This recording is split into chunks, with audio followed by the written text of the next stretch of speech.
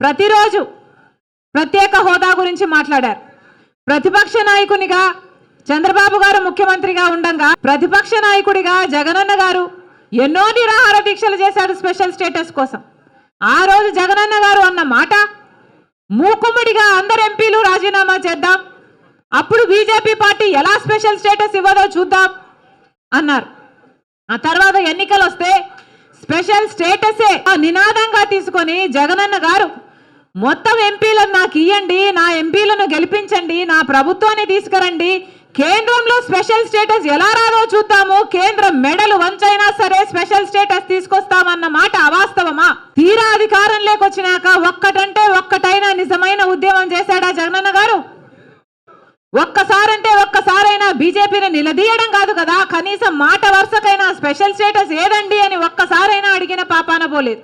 అసలు special status మనకు లేదు కదా, ఇప్పుడు స్పెషల్ ప్యాకేజీ కూడా లేదు. ఏమొచ్చింది విశాఖపట్నంకి? విశాఖపట్నం స్పెషల్ రైల్వే జోన్ చేస్తామన్నారు, ఇచ్చారా?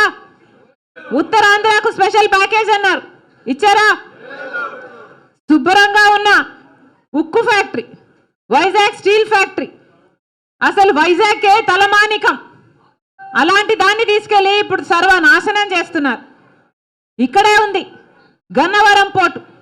రాజశేఖర రెడ్డి గారు ఉన్నప్పుడు గన్నవరం పోర్టు ప్రభుత్వానికి కూడా ఒక స్టేక్ ఉండాలి అని చెప్పి రాజశేఖర రెడ్డి గారి ఆలోచన చేస్తే 30 ఏళ్ల తర్వాత మళ్ళీ గన్నవరం పోర్టు ప్రభుత్వం చేతుల్లోకి రావాలి అని రాజశేఖర రెడ్డి గారి దాన్ని అలా డిజైన్ చేస్తే ఇప్పటికే 15 సంవత్సరాలు అయిపోయింది.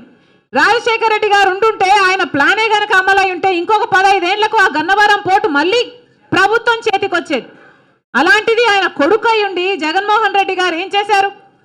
కేవలం 600 కోట్ల రూపాయలకు అదానికి మొత్తానికి అంటగట్టేశారు కదా గన్నవరం పోర్టు.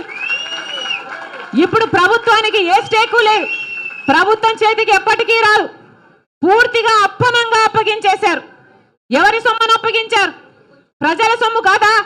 ఆంధ్ర రాష్ట్ర ప్రజల సొమ్ముని, ఆంధ్ర రాష్ట్ర ప్రజలని తాకట్టు పెట్టినట్టు కాదా?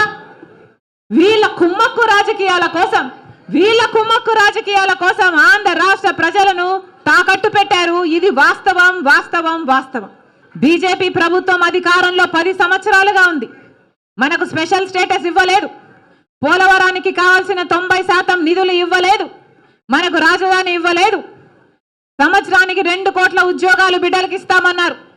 10 సంవత్సరాలలో 20 కోట్ల ఉద్యోగాలలో ఆంధ్ర రాష్ట్ర బిడ్డలకు కనీసం 1 కోటి ఉద్యోగాలు రాలేదు, 10 లక్షల ఉద్యోగాలు రాలేదు, 1,00,000 ఉద్యోగాలు రాలేదు. రైతులకి రెట్టింపు చేస్తామన్నారు లాభాలు, అది కాలేదు.